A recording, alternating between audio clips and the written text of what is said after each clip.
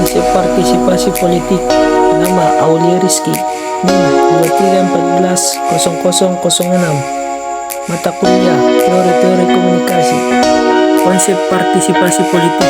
Konsep partisipasi politik merupakan kegiatan seseorang atau sekelompok orang untuk ikut serta secara aktif dalam kehidupan politik, antara lain dengan jalan memilih pemimpin negara dan secara langsung atau tidak langsung memenuhi kebijakan pemerintah.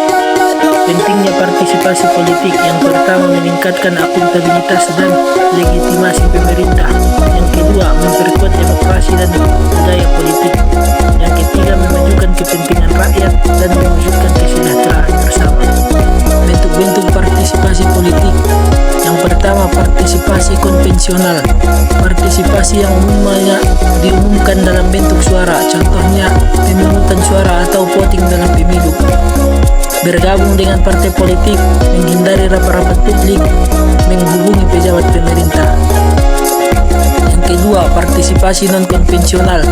Partisipasi ini biasanya partisipasi yang dilakukan oleh kelompok, diwujudkan dalam bentuk kegiatan petisi, contohnya demonstrasi dan unjuk rasa, aktivisme dan gerakan sosial, petisi dan protes online, boikot dan pemogokan.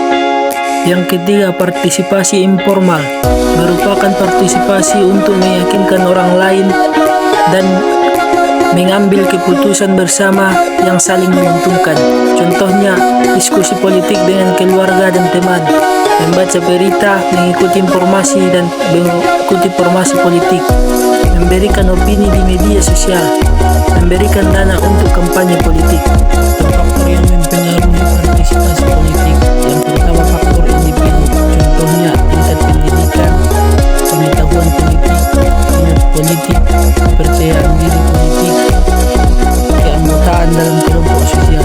Yang kedua, faktor struktural, contohnya sistem politik, kesempatan untuk berpartisipasi, hambatan untuk berpartisipasi.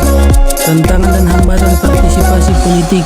Yang pertama, apatisme politik atau ketidakpedulian dan keengganan untuk terlibat dalam bidang politik.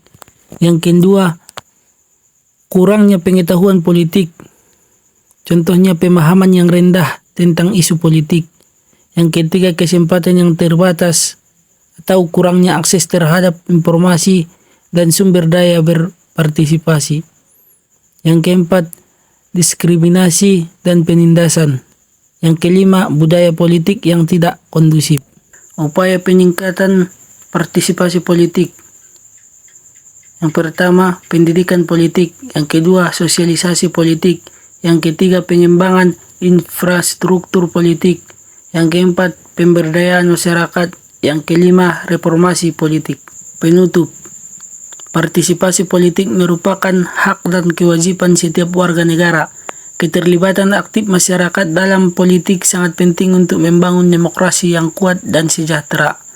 Mari kita tingkatkan partisipasi politik untuk mewujudkan Indonesia yang lebih baik.